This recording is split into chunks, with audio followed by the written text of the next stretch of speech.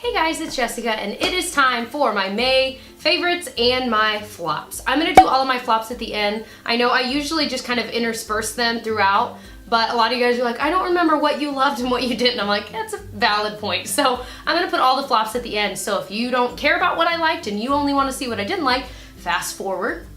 If you want to see it all, then let's go ahead and get into it. I have way too many favorites this month, like more than I think I've ever had. This is gonna be a long video, so grab some tea or some sparkling water or some coffee or some popcorn. I'm naming things that I want right now. Popcorn sounds great. I'm gonna start with the makeup items because I'm sure most of you wanna see that, and then I have tons of other stuff. So one of my favorites is the L'Oreal Lumi Cushion. This I've had for a while. I liked it when I first tried it, but it kind of got shoved to the side as I tried new foundations, new BB creams. But I pulled this back out a few weeks ago and I was like, dang, yo, this is good. It really is good.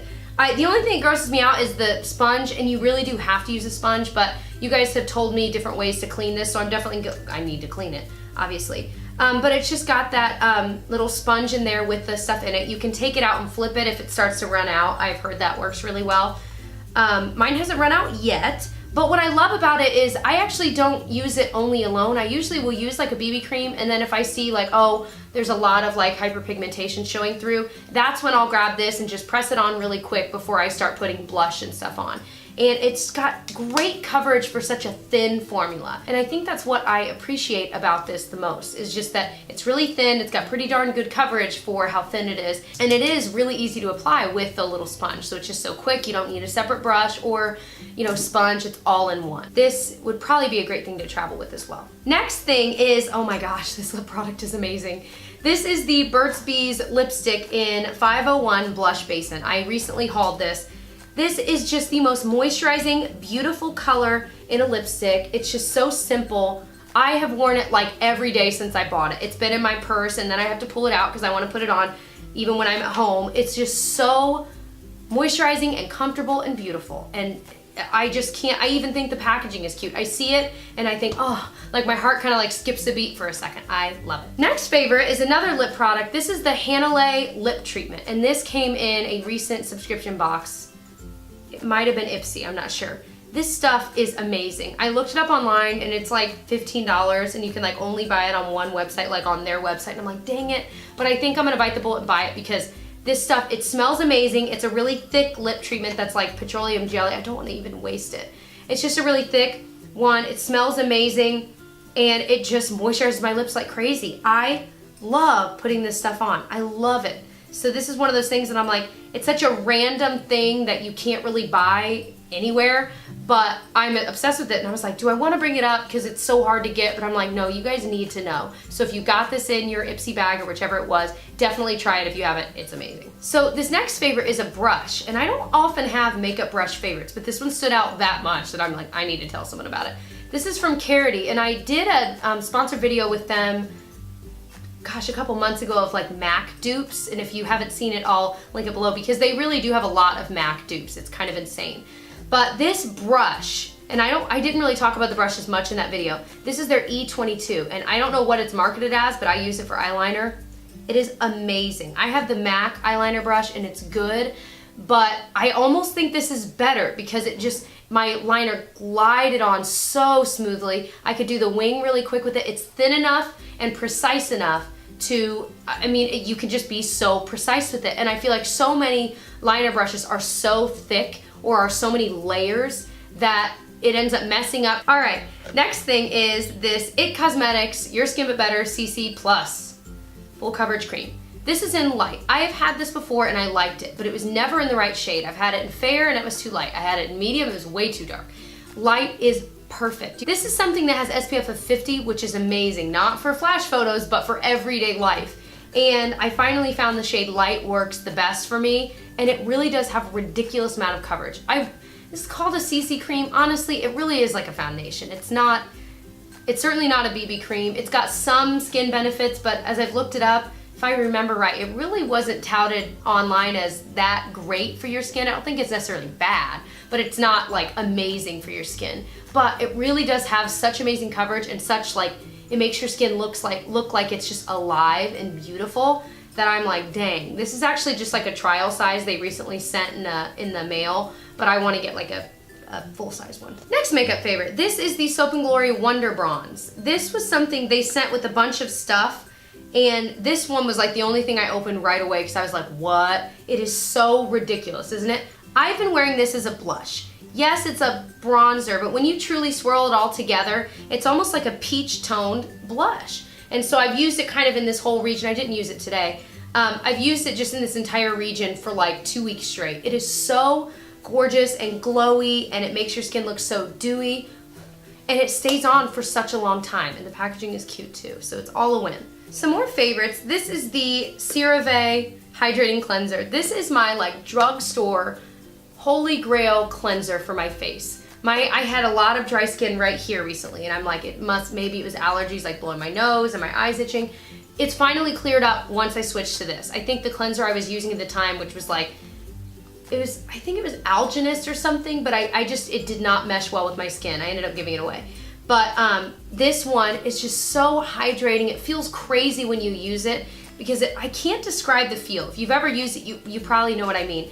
This is amazing. It lasts me quite a while, and I use it every single night, and it just doesn't dry my skin out, but it really does clean it. And I love that about this. And my skin totally was moisturized again after about a week of using this, so I was very thankful for that. And this is one that when I run out of my Polish Choice and I haven't ordered more, this is always what I go for. Speaking of skin, this is from Aveeno. I'm actually doing something on Instagram with them very soon. I'm waiting to hear back from them, but this was actually a product I'm doing it on because I'm obsessed with it. And they don't know I'm doing this video. This is not sponsored. I mean, they have no idea I'm talking about it. This has this nourishing coconut smell that's like, definitely coconut. Like you can definitely say, oh, that smells amazing. But it's so light that it just, you never get tired of it. Does that make sense? I feel like there are some coconut smells that I get tired of really quick. And it's one of my favorite scents. This one's so light that I'm almost done with it. And every time I use it, I'm like, man, like this smells so amazing. I love getting in my loofah. It's like this amazing experience. I also use it for bubble bath because it's the most amazing, soft bubble bath.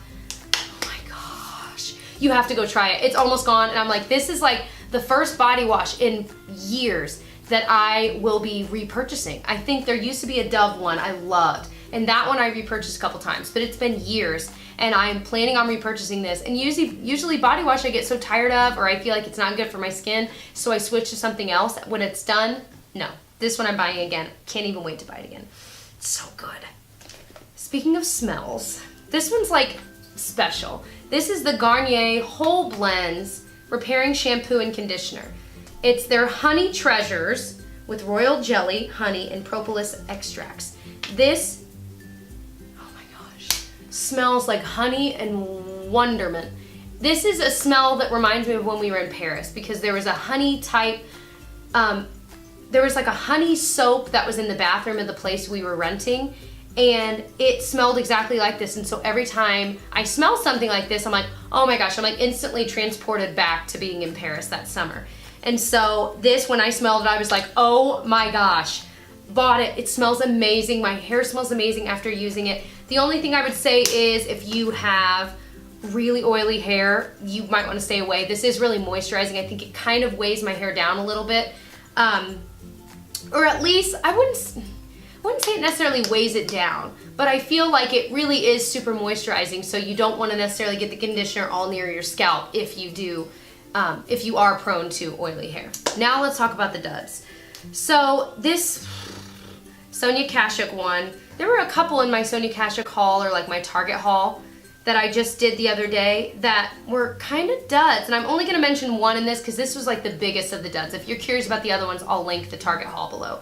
But this is their Extreme Wear Eye Primer. And I just felt like it didn't really work well. It's, you know, it's an okay primer, but it's literally, I can't get into it with my nails. I just can't, like it's hard to reach.